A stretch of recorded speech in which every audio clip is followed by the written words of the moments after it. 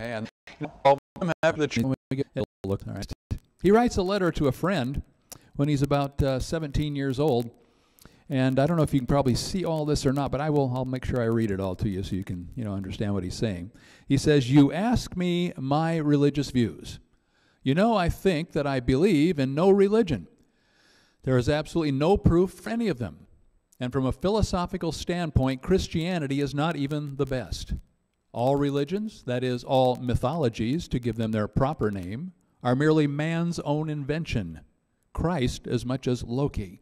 Well, we got all these movies out now, Marvel movies with Avengers and things, and so some of you might know who Loki is as a result of that. Okay, but as far as Lewis was concerned back then, there was no difference. Christ, Loki, what does it matter? Right? He said, "Often, too, great men were regarded as gods after their death. Thus, after the death of a Hebrew philosopher, Yeshua, whose name we have corrupted into Jesus, he became regarded as a god. A cult sprang up, which was afterwards connected with the ancient Hebrew Yahweh worship, and so Christianity came into being. One mythology among many, but the one that we happen to have been brought up in." So you can see where Lewis is at this point in his life. Of course, at this point in many people's lives, they think they already know everything. I know when I was 25, I did.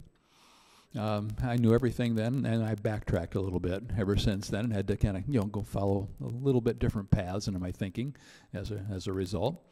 But Lewis, even in the midst of all this, still wanted this concept of something beyond just the material world.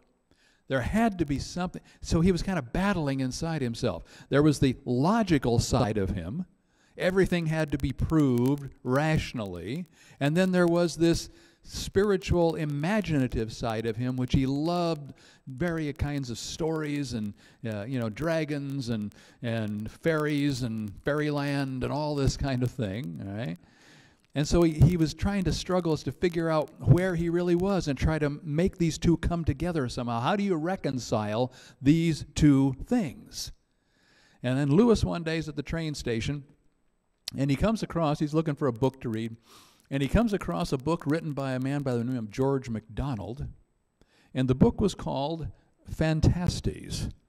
And Lewis just picked it up, not knowing anything about it, but he read through this, and it was kind of a science fiction, fairy tale kind of thing, and George MacDonald was a Christian writer.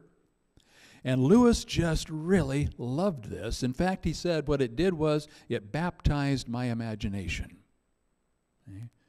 Which is an interesting way to put it. It baptized my imagination. Okay? So now, the problem that Lewis kept coming across, all these people that he really loved to read, he said the strange thing about them was they were all Christians.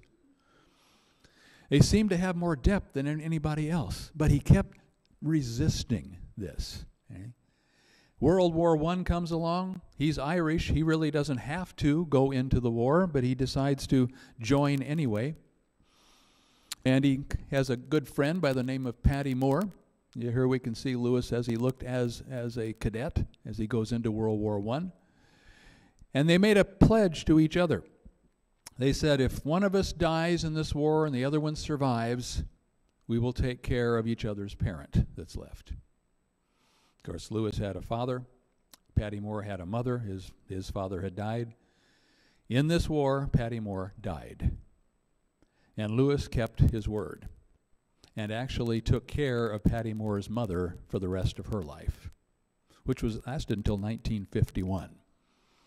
So he kept that promise all the way through. Okay? So even though he wasn't a Christian, he felt it was important that he keep that promise. His father, Albert, he had an on and off relationship with. Albert himself never really understood his son, never really understood the longings that he had, but Albert did support him financially. This is what got him through Oxford. Now, he almost didn't make it into Oxford because one of the exams was math, and Lewis was not good at math.